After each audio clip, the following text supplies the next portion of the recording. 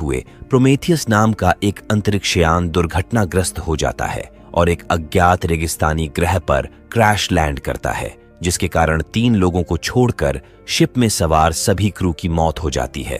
पता चला कि ये एक सैन्य टुकड़ी थी जो एक कैदी को ले जा रही थी, लेकिन क्रैश के बाद वो भागने में कामयाब रहा है। साथ ही वो एक हथियार चुराने में भी कामयाब रहा है, जिससे अब वो सैनिकों पर गोली चला रहा है। सेंचुरियन 7 ऑपरेशन के कमांडर ने जवाबी कार्रवाई की, लेकिन जल्द ही लक्ष्य खो दिया और खुद घायल हो गया।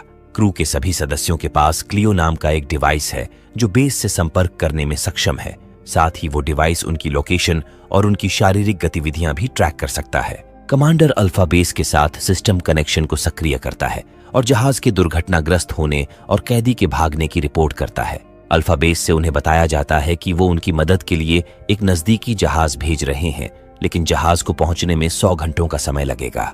इसके अलावा उन्हें हर कीमत पर भगोड़े कैदी को जिंदा पकड़ने का आदेश मिलता है। क्लियो घायल आदमी को इंजेक्शन लगाती है और कैदी की लोकेशन बताती है जो उनसे 1 किलोमीटर दूर है। ग्रह निर्जीव है और किसी भी नक्शे पर दिखाई नहीं देता है। यहाँ का वातावरण पतला है, इसीलिए क्लियो सैनिकों को सुझाव देती है कि जब तक आपका शरीर इस ग्रह के अनुकूलन में नहीं हो जाता तब तक अपना हेलमेट न उतारें। यहाँ दिन 33 घंटे का होता है और रात केवल 5 घंटे की, जो सैनिकों को स्वर्ग जैसा लगता है। कमांडर सूचित करता है कि भागे हुए कैदी को पकड़ने के लिए केवल 3 दिन बचे हैं, इसीलिए उन्हें इस काम को जल्दी खत्म करना होगा। लेकिन जाने से पहले वो जहाज के अवशेषों को एक ढाल के रूप में उपयोग करने के लिए लेते हैं और निर्धारित मार्ग का अनुसरण करते हैं। जल्द ही वो कैदी को देख लेते हैं, लेकिन सैनिक बहुत थके हुए हैं। इसके अलावा ग्रह पर बहुत गर्मी है। उन्हें समझ में नहीं आता कि कैदी इन परिस्थितियों में इतनी तेजी से कैसे आगे बढ़ सकता है।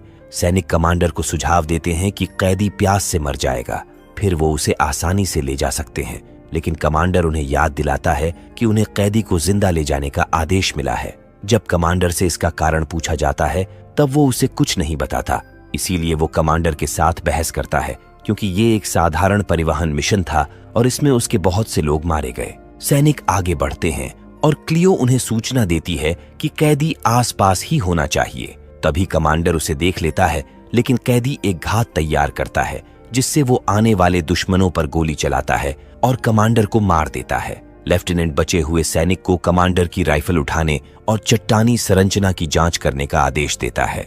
सैनिक ठीक वैसा ही करता है और जब वो दुश्मन को नोटिस करता है तो उसे गोली मार देता है।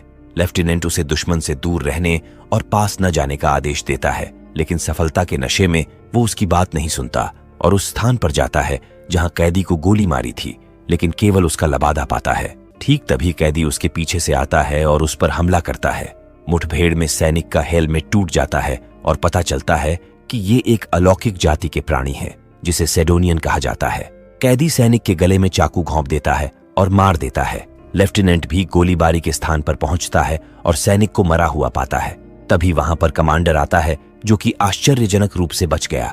लेफ्टिनेंट रात में सुरक्षा बीकन लगाता है और रात बिताने के लिए दोनों एक गुफा में शरण लेते हैं।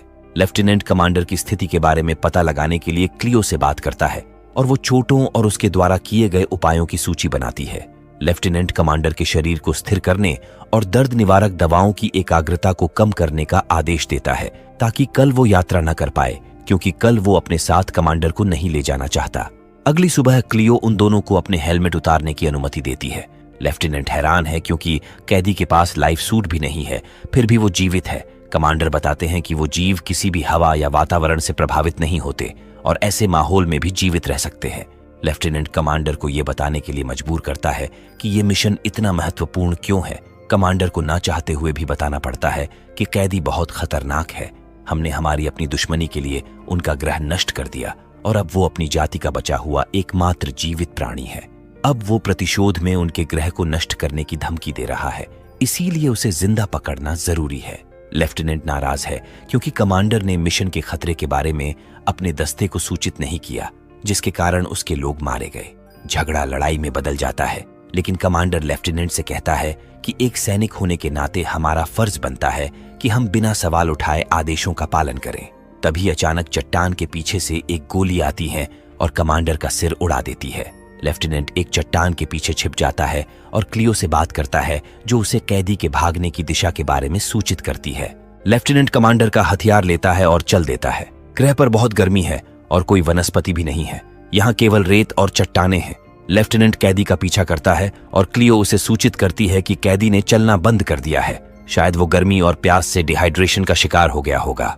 लेफ्टिनेंट उसे ट्रैक करता है, लेकिन उसे केवल उसका ट्रैकिंग डिवाइस ही मिलता है। पता चला कि वो इसे अपने गले से बाहर निकालने में कामयाब रहा।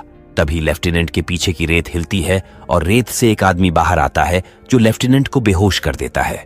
कैदी को दुश्मन के बैग में एक विशेष उपकरण मिलता है और वो हेलमेट उतार देता है, जिससे हमें पता चलता है कि कैदी एक पृथ्वीवासी मानव है। आदमी घटनास्थल से चला जाता है और जब लेफ्टिनेंट को होश आता है तब उसे पता चलता है कि कैदी क्लियो को अपने साथ ले गया है।